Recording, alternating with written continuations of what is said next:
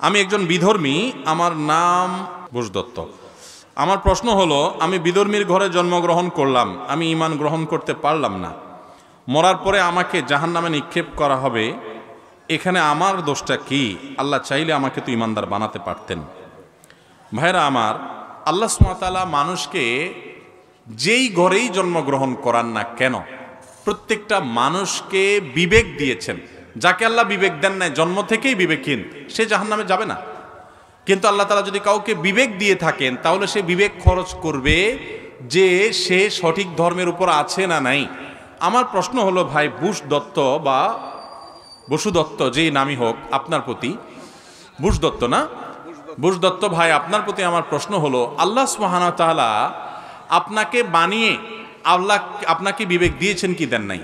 এবং আপনি যে বাপদাদা ধর্মের অনুসরণ করছেন, সেই ধর্মটা কোরআনে কারীমের বর্ণনা অনুযায়ী মানুষের বানানো। আল্লাহ বলছেন যে ওয়ামান ইয়াবতাগি গায়রাল ইসলামি দীনান ফালান ইউকবালা মিনহু, যে ব্যক্তি ইসলাম ছাড়া অন্য কোনো ধর্ম আল্লাহর কাছে এনে হাজির করবে, সেটা আল্লাহ অ্যাকসেপ্ট করবেন না।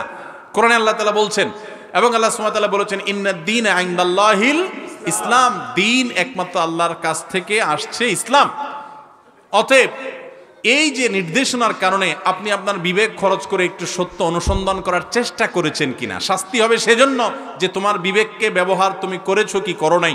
তুমি চেষ্টা করে তোমার বিবেক বুদ্ধিকে যদি খরচ করে সত্যকে অনুসন্ধান করবার সত্যিকারের চেষ্টা যদি তুমি করো, আল্লাহ বলেছেন ওয়াল্লাযীনা জাহাদু ফীনা, যারা আমার পথে আসার জন্য চেষ্টা করে সত্যিকারের চেষ্টা, লানাহদিয়ান্নাহুম সুবুলানা, নির্ঘাত অবশ্যই অবশ্যই আল্লাহ বলছেন আমি তাদেরকে আমার দিকে আসার একটা রাস্তা দেখাবো না, সাবিলের বহু বচন সুবুল।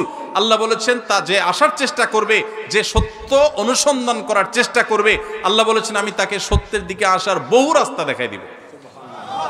অতএব আমি বলবো যে কোনো মায়ের ঘরে, কোনো বাবার ঘরে জন্মগ্রহণ করেছেন দেখে আপনি সেই জায়গায় দাঁড়িয়ে থাকবেন, এটা তো বুদ্ধিমানের কাজ নয়। আমি একটা উপমা দিতে চাই। আমরা অনেকে কৃষকের ছেলে, আসি না? আমরা অনেকে কৃষকের ছেলে, আমরা অনেকে দোকানদারের ছেলে, আমরা হয়তো অনেকে অন্য কোনো পেশাজীবী কারোর ছেলে। আমার বাবা মা, তিনি কৃষক থাকুন, রিক্সা চালক হন, দিনমজুর হন, তিনি বড় কোনো ব্যবসা করেন, ছোট ব্যবসা করেন, যেটাই করেন, কোনো কাজ ছোট না, কোনো কাজ খারাপ না, হালাল কি হারাম সেটা দেখার বিষয়।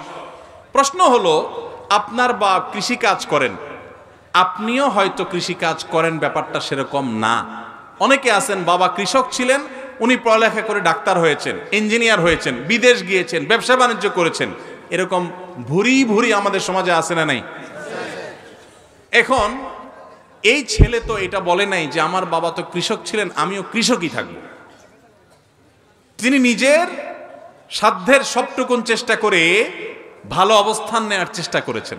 দুনিয়ার ক্ষেত্রে আমরা খুব ভালো করে বুঝলাম, কিন্তু ধর্মের ক্ষেত্রে আসলে যদি আমরা বলি যে না, আমার বাবা মা ভুলে আছেন, আমি তাদের সন্তান, আমি কিভাবে এই ভুল থেকে সরি, তাহলে এটা বুদ্ধিমানের কথা হলো না। আল্লাহ তাআলা আপনাকে বিবেক দিয়েছেন, সেই বিবেক খরচ করবেন, স্টাডি করবেন, পড়াশোনা করবেন। এমনকি মুসলিম হয়েও আমরা যারা জন্মগ্রহণ করেছি, আমাদেরও ইসলাম আমি সঠিকভাবে চর্চা করছি কিনা, আমার বাপদাদার যেটা করে আসছে সবগুলোই সঠিক কিনা, না কোনোটা ভুল আছে, আমাদের সে বিবেক খরচ করা উচিত, সে স্টাডি করা উচিত, সে জ্ঞান খরচ করা উচিত। আল্লাহ তাআলা আমাদের সকলকে হেদায়েত দান করুন। আমরা যদি আল্লাহর কাছে নিজেকে সমর্পণ করি, যে বলি যে আল্লাহ তুমি আমাকে সত্যের পথ দেখাও, আল্লাহ পথ দেখাবেন, আমি চেষ্টা যদি করি। আল্লাহ তাআলা আমাদের এই ভাইকে, আমরা দোয়া করি, এই বুশ দত্ত ভাই এবং আরও যারা আছি আমরা, আল্লাহ তাআলা আমাদের সবাইকে, প্রত্যেকটা মানুষকে আল্লাহ তাআলা সঠিক পথের দিশা যেন পাই, পরিচালিত যেন হই, সেই তৌফিক দান করুন। হেদায়েত আল্লাহর কাছে চাইতে হয়, নিজের চেষ্টা করতে হয়। এই দুইটা জিনিসের জন্য আমাকে জিজ্ঞাসাবাদের মুখোমুখি হতে হবে। আমি বাবার মার ঘরে জন্মগ্রহণ করেছি, তারা হয়তো ছোটোখাটো কোনো কাজ করতেন, বা তারা এমন কোনো কাজ করতেন যেটা দিয়ে খুব বেশি পয়সা কামাই করা যায় না। কই, আমি তো তাদের সেই জায়গায় থাকি নাই, আমি তো ঠিকই আমার দুনিয়ার ক্ষেত্রে আমি সুইচ করেছি, যেটা ভালো সেখানে আমি করেছি।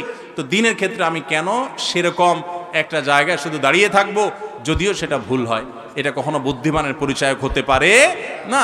আল্লাহ আপনাকে বিবেক দিয়েছেন। হ্যাঁ, কেউ যদি বলেন যে আমি এমন কোনো জায়গায় আমার জন্ম হয়েছে যে আমি কোনো দাওয়াত পাই না ইসলামের, তো আল্লাহ তাআলা তাকে কিয়ামতের দিনে এটার জন্য পাকড়াও করবেন না, যদি তার কাছে ইসলামের দাওয়াত না পৌঁছায়। আল্লাহ শুধু জিজ্ঞাসা করবেন সৃষ্টিকর্তার অস্তিত্ব তুমি বিশ্বাস করছো কিনা, বাস এটুকু হিসাব দিলে হবে, তোমার নামাজের হিসাব দেওয়া লাগবে না, কারণ তোমার কাছে নামাজের হিসাব যায় নাই। কেউ জঙ্গলে জন্মগ্রহণ করেছে, সেখানে কোনো সভ্যতার ছোঁয়া যায় নাই, তো তার জন্য ইসলাম সেটাই বলে যে তার কোনো হিসাব নাই। শুধু তুমি কোত্থেকে আসলে, এই সব পৃথিবী সৃষ্টি জগৎ তৃণলতা এমনি এমনি আসছে, কোন সৃষ্টিকর্তার অস্তিত্ব তুমি বিশ্বাস করেছো কিনা, তাওহীদে বিশ্বাসী ছিল কিনা, বাস এটুকু বিশ্বাস করতে পারলে যার কাছে কোনো দাওয়াত পৌঁছে না ইসলামের সে নাজাত পেয়ে যাবে ইনশাআল্লাহ। ইসলাম অযৌক্তিক কিছু বলেন। আল্লাহ বলেছেন, আল্লাহ তাআলা লা ইয়াজলিমু মিসকালা যাররা, যাররা পরিমাণ আল্লাহ তাআলা কারোর প্রতি জুলুম করবেন না। ওমা রাব্বুকা বিযাল্লামিল লিল আবিদ, আল্লাহ বলেছেন তোমার রব কোন বান্দার প্রতি কোনো প্রকার জুলুম করবেন না। বিধায় আমরা আমাদের কৃত কর্মেরই ফল ভোগ করবো, এর বাইরে কিছু না। আল্লাহ আমাদের সবাইকে হেদায়েত দান করুন।